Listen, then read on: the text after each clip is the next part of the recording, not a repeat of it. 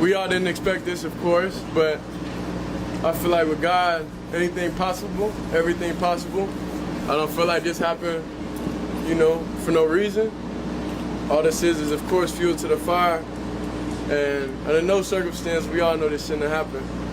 But we understand we're on the bigger and better things. Tomorrow's the day. We're going to be happy regardless. Legendary.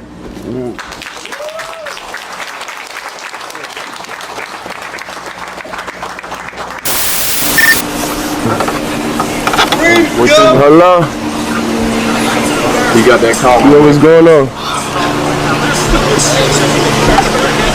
Ready to go! Say it one more time for me. This is Mickey Loomis here, GM of the Saints. How you doing? Good, how are you, man?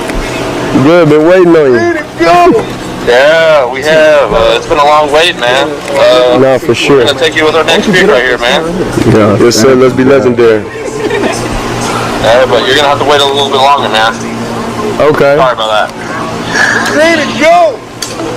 What does that mean? What? What are you saying? I don't know.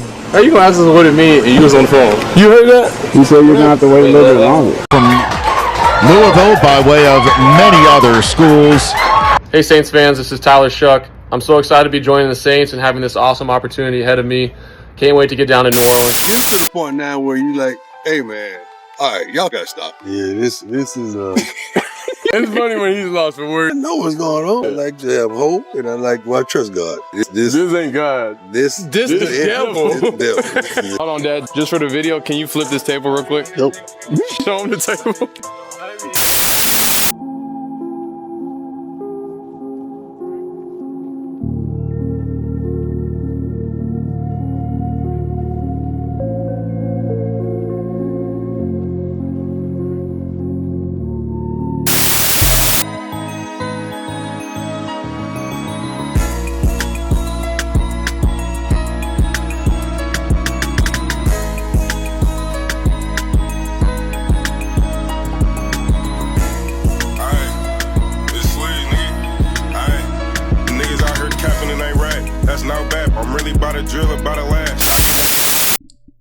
Ladies and gentlemen, boys and girls, welcome to another episode of Nerd Chronicles with your hosts, the socially awkward nerd Christian Paul up in the building.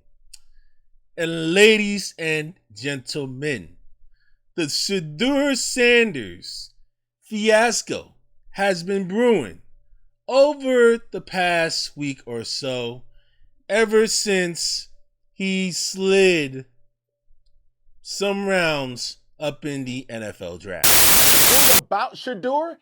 I am the guy that's been pushing him to the greatness. I want to see Shadeur picked early. I want to see Shadeur picked as the first quarterback taken off the board. But Shadeur also does not want to be challenged.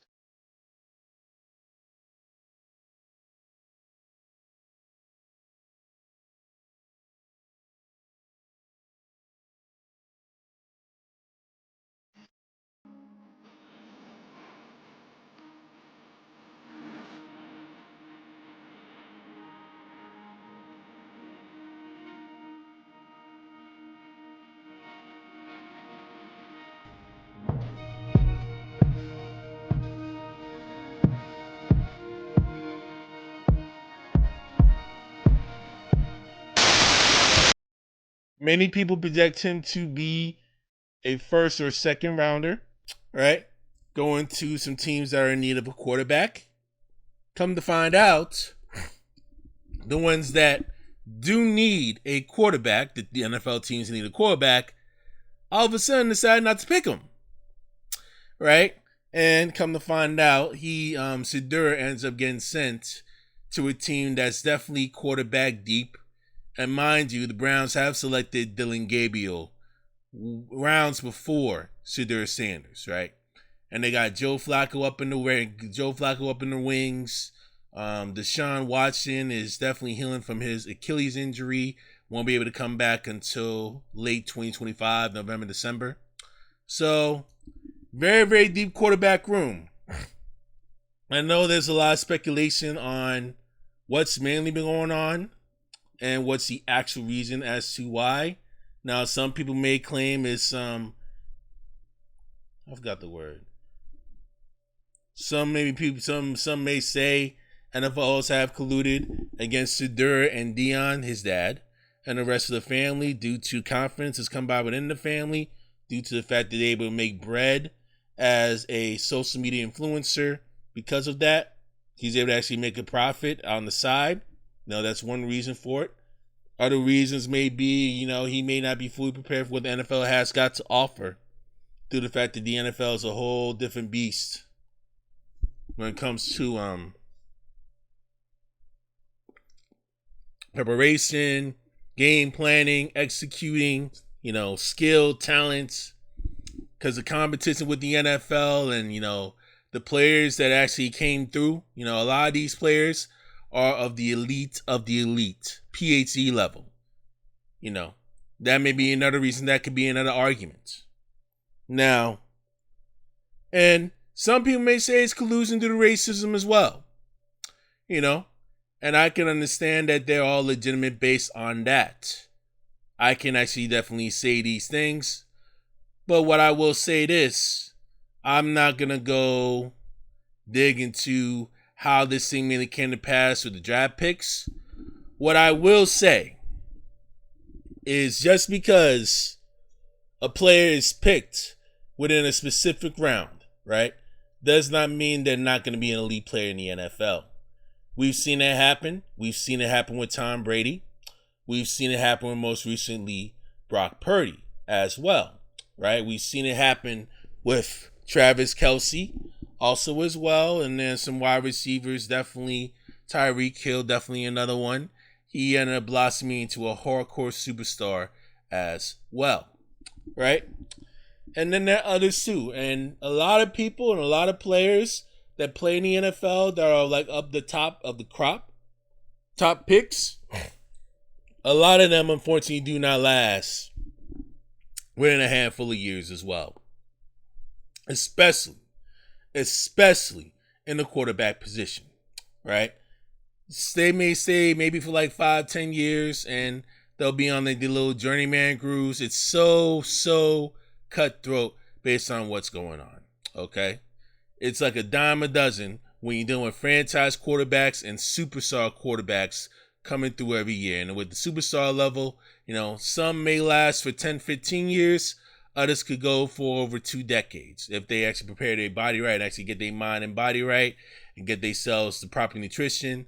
They could last for a very, very long time. Now, the other positions, they could be coming through for like maybe 5 years on average.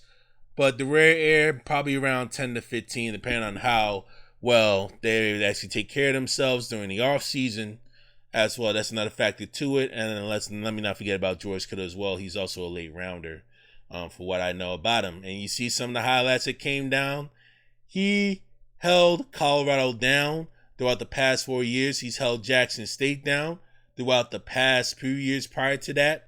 So he can actually hold his own. But again, the NFL is a much, much different ball game. And yes, I just shake my head with boneheaded decisions by some of the owners and the GMs regarding some of the moves that they have made, especially with free agents and draft picks. But as we all know, the NFL each and every season is extremely, extremely unpredictable. All right? And I definitely do wish Shadeur the best in his NFL career in Cleveland or wherever he decides to go. I do wish him the best in regards to, I definitely bless him and best wishes for a very long NFL career. Hopefully he gets the tutelage that he needs for other quarterbacks that have been on the roster, from a veteran like Joe Flacco, who was a Super Bowl champion with the Baltimore Ravens.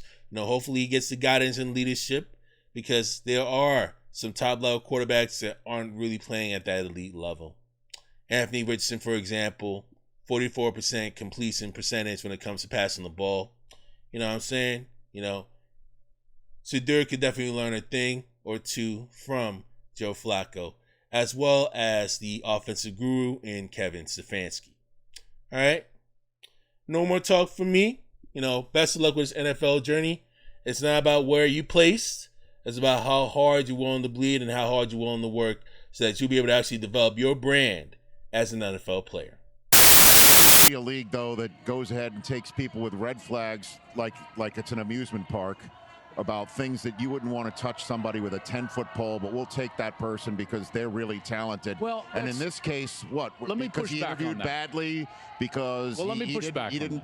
that. Okay, go for it. I would just say quarterback is different. Once you get past the point where you're drafting for a starter and you're drafting for a backup, now that red flag or issue becomes a story and a narrative, and now the camera and the microphone is in the backup quarterback's locker.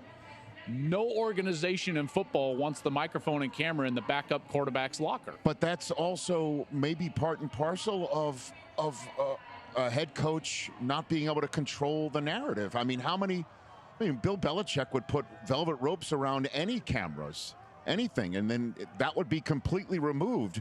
If the Pittsburgh Steelers chose Shadeur Sanders, what do you think? Mike Tomlin's suddenly going to have the narrative consume his locker room? No, there's somebody like Cam Hayward in there and TJ Watt in there and a whole bunch of veterans that can absolutely handle this sort of thing. So I don't kind of buy that.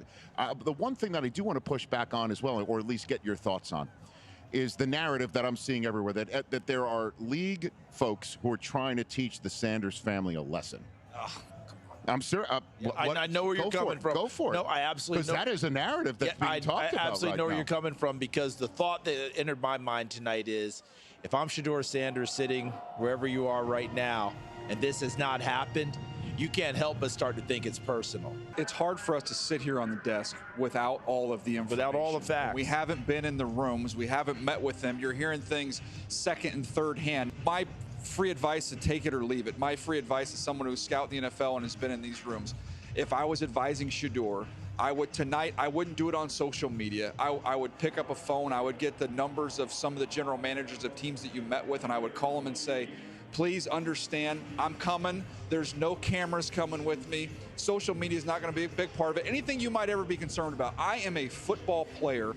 I love this game. I put time into it. It's incredibly important to me. I just beg of you to give me the opportunity. I'm not going to come in there. I'm not going to come in there and ruffle any feathers. I'm going to come in there and work, and I'm going to earn my job, whether that's as the number 3 quarterback, the number 2 quarterback, and I'm eventually, hopefully, going to earn your trust and get an opportunity to play on the field. I'd really love to know everything about it. I think all of us up here agree we're not in those rooms. We don't know what these teams are thinking, so we're looking at it from the outside. By talent, this kid should have been long gone. Someone should have grabbed him, and we do it. What exactly is it? Remains to be seen, remains to be found out by us on the outside.